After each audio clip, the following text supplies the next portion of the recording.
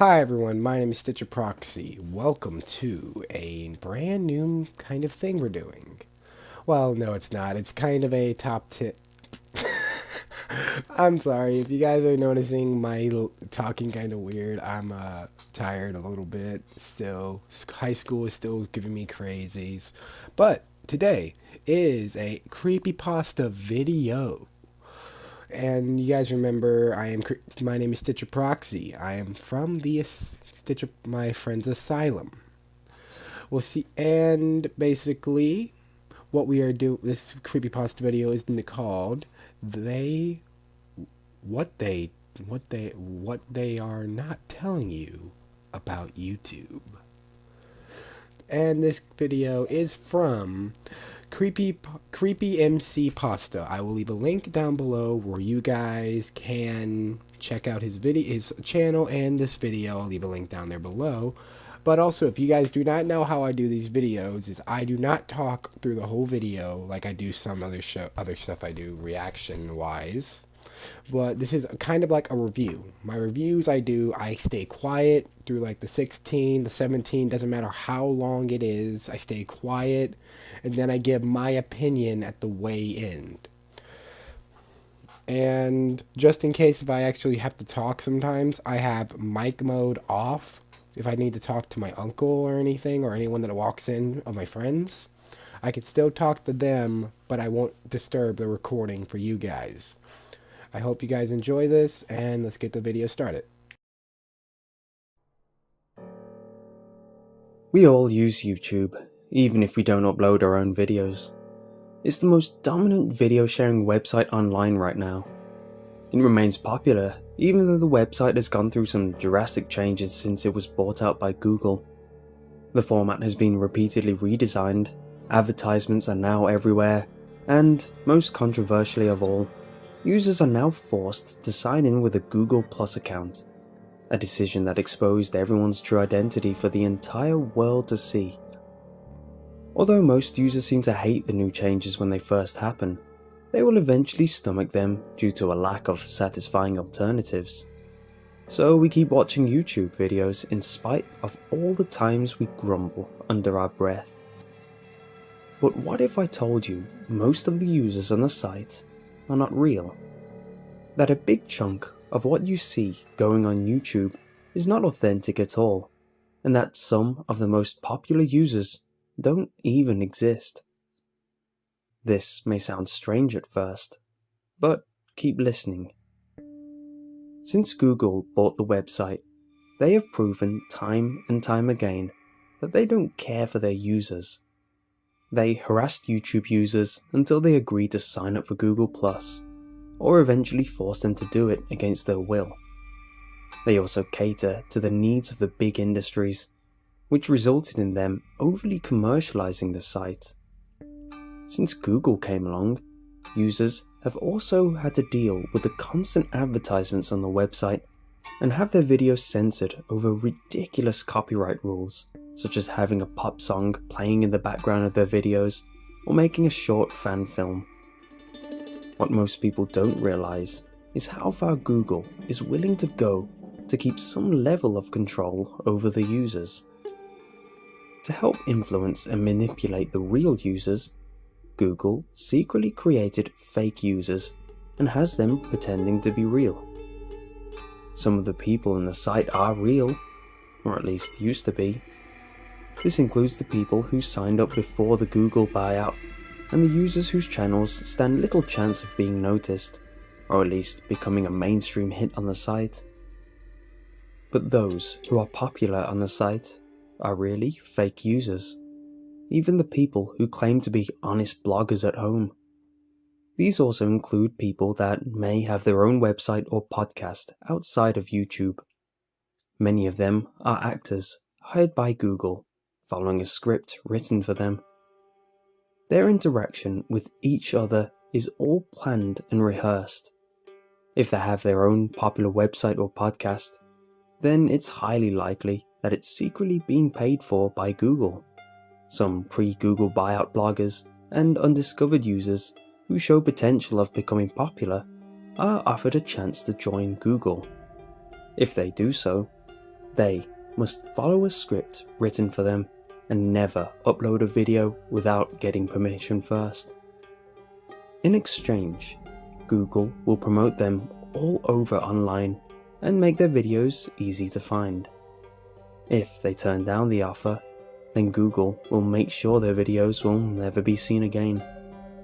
All their videos will be removed under false claims, and eventually, the user will be banned from YouTube.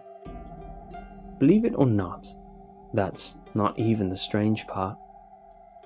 Here is where things start getting weird. Some of the fake users you're seeing are actually CG characters. They are computer-generated people made by Google using technology that they have kept for themselves. Google has access to some of the most advanced technology in the world and connection to major special effect industries. They are looking for bloggers who will simply follow orders and are appealing to social media. This can be hard to do, seeing how some people may betray them and leak information. So they started literally creating their own people who will only do what they want and that they can never fear being betrayed by. Their voices are actually from a computer.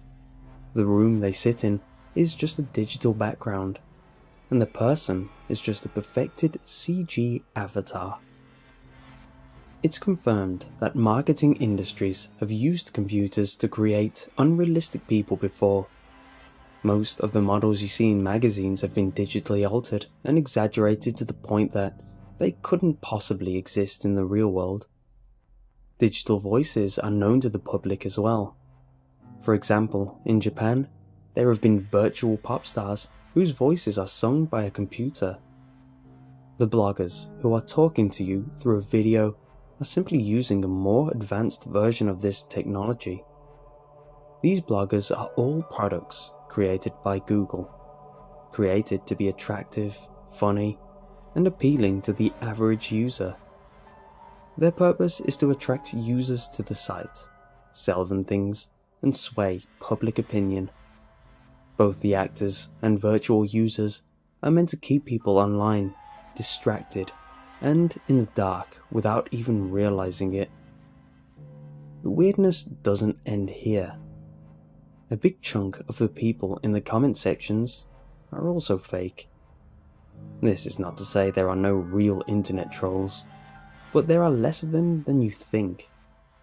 Most of you know of these spam bots that appear in the comment sections, offering a link to a suspicious website that will most likely give you a virus. It's no secret that those people are just bots programmed to leave random links. But the secret is that Google has access to AI technology. A while ago, Google bought Boston Dynamics, a robotics company that was originally working with the US Defense Department. In reality, the two had been working closely together long before the buyout, and many backroom deals had been made between the two. What was never revealed to the public was that Boston Dynamics was successful in creating AI software that could perfectly mimic a real human mind. This AI program can exist on the internet as its own online entity. They can read and understand comments and articles, as well as watch videos. They can talk to online users as if they are real commenters. They can look up information faster than a real user and download it all into their memories. This may make them seem like skilled debaters at first, but they process the information so quickly that they can malfunction, sometimes having a hard time grasping what they have just processed. Google uploaded the AI software into both YouTube and their own search engine, which is part of the reason why they made it a requirement to use Google Plus to log into YouTube. The software is programmed to create 3 new AI entities for every real YouTube user who creates an account. This way, the AI users will always outnumber the real users. The AI are all programmed to share whatever opinion, beliefs, and even personal taste in pop culture that Google wants them to. This way, Google can sway the real users into accepting whatever they favour. Since there are more AI users than real users, they can create a sense of online conformity and make real people more hesitant to speak their opinions. Anyone who holds a view that's in opposition to Google's agenda will be directly targeted by the AI commenters, which will begin harassing the real user with tactics such as cyberbullying, spamming, and in some cases, even hacking their computer to upload a virus. This also encourages the real user to join in with the AI to target the unfortunate user who had spoken out. At the same time, the AIs are programmed to like and praise the fake video users by leaving positive comments and liking the video, which in return will encourage real people to do the same. All of this is meant to help control the real users who are unaware how they are being manipulated. This way, Google can guide people into buying certain products. For example, if a movie comes out made by a studio that has asked Google for help with advertising, then Google's fake YouTube users will all react positively to the movie. The actors and CG bloggers will promote the film on their channel or on their website and podcast if they have one, while the AI commenters will like the same videos of the fake bloggers praising the movie. The AI users will leave comments acting as if they had just seen the same movie, claiming that they had loved it. They will also hit the like button to movie trailers or anything else that has to do with the movie, such as a parody video or a positive review. All of this will lead the real users on into wanting to see the movie for themselves. If a real YouTube user leaves a comment or video presenting the movie in a favourable light, then the AI users will hit the like button so that more people will see the video or comment. If a real user didn't like the movie and expresses it through a comment or video on YouTube, then the AI users will thumb it down so it has less chance of being seen. Google does not plan to just use this tactic for marketing. They are also using this to help shape our political, religious, and philosophical world views as well. For example, if there is a candidate that is willing to work with Google, then they will make their fake users promote him or her. The actors and CG bloggers will praise him and begin to promote the candidate on their channel. At the same time, the AI users will rally around the candidate, hitting the like button on anything that betrays him or her in a positive way. They will show intense hostility against anyone real who disagrees with them, but like any comment that they are programmed to agree with. From that point on, the real users will be encouraged to follow the candidate and agree to things they normally wouldn't. This doesn't just concern Google's attempt to influence public opinion, but it's also a matter of security and privacy. Say what you want about Edward Snowden or WikiLeaks, but they confirmed that for the past few years, Google has been working with the NSA. The AI users don't just act like YouTube users, but can also keep track of real ones. Each time you unknowingly talk to an AI in the comment section, it shares what you had typed and how you acted to all the other AI users. All this information is also sent and stored into files used by the NSA to keep a good track record of you. If you say anything that the NSA would deem you as a possible threat, then the AI will begin to monitor you. They will start replying to your comments and videos, pretending to be other users trying to engage you. In reality, they are testing you, trying to see if they can get anything else from you. If you think you can avoid them by simply not using YouTube, guess again. They can leave the site and track you down somewhere else online. If you start talking on an online message board, then they will follow you there and log in with their own accounts. If you use Gmail, then they can simply read your mail. They can even get into your phone and start texting you, pretending to be someone you know. Now, to be fair, they have caught some real terrorists and pedophiles using this technology, but the NSA is not fully looking out for public interest either. With this tactic, they can also oppress free speech and online movements that are critical of both the government and Google. Google and the NSA can simply respond to an outcry against them by switching their fake users on to oppose anyone who's in opposition to them. If someone tries to start a movement to get the public aware of such things as online privacy issues and corruption within the NSA can just ask Google to have all the fake users portray the real ones who protest as uneducated conspiracy theorists. This will instantly create the illusion that the real people are a fanatical minority. They will also continue to record information on you even if you're not a real threat. Some people have gone missing or found themselves wrongfully targeted by law enforcement after saying the wrong things online. The AI users that are watching you might confuse troll comments or sarcasm for a real threat. In other cases, they may target you just for holding views that people in power want to oppress. Also, don't be shocked if Google will start using scapegoats and have their fake users blame everything on a selected group of people to distract you from their own corruption. This all leads to one final question. Will Google try to take down this message? Anyone who shares this message may become a target of the fake users, but it doesn't matter. Google has already determined that you won't do anything about it. They have seen how real users do little whenever they are mistreated by Google in the past. They made notes on how real users hated having their identity exposed, but eventually accepted it. They remember when they enforced censorship rules on you, or allowed the NSA to read your mail, and that no one did anything about it. You just keep using their service.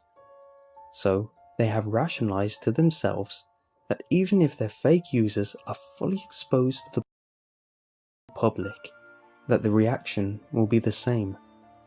People will be angry at first, maybe even threaten to use a different search engine and video site, but they will eventually accept everything fake about it and continue to use it in spite of the risk.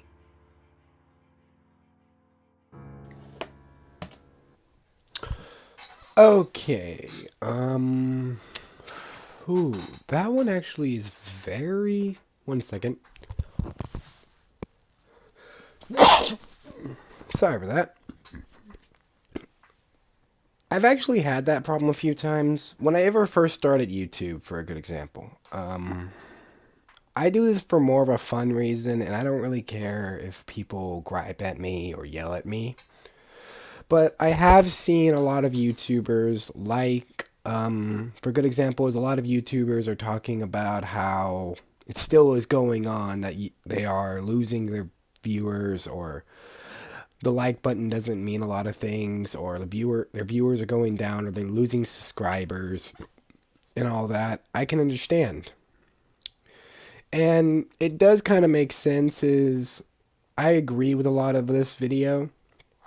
And yeah, it's not that I love YouTube. I love watching a lot of content, and I really don't care if, like, a good example of these bots that Creepy MC was talking about. I really don't care if they got mean things to say.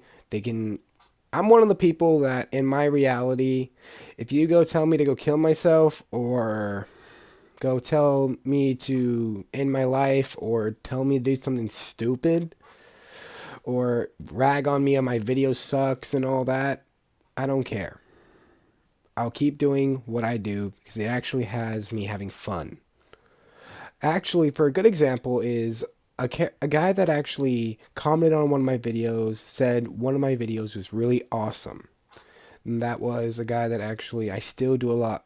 I do a lot of his challenges to date, would be Rexo. and I'm really happy about him commenting about it. It was really nice, and he's really cool, and he's one of the nicest guys I know.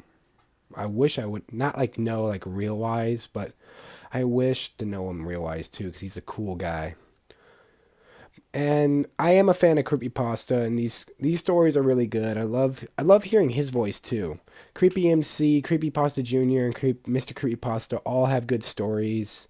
And Creepy MC I love his voice because he can actually, with every one of them, they have their own ability to actually interest me in the story. His voice actually that makes me more think about what he's talking about, and then going in the story and thinking about it and I like that a lot. And I like how he tells the stories. It's really nice. And this was really good. It wasn't terrifying, but it was very intriguing. I liked it a lot, and I'll leave a link down below to Creepy MC Pasta's video and his link. If you guys like this video, please hit the like button, subscribe, and do me a favor is go like and subscribe to MC Pasta. Creepy MC Pasta. He's a really cool guy, and I really love his content. I hope to see you guys in the next video. Bye!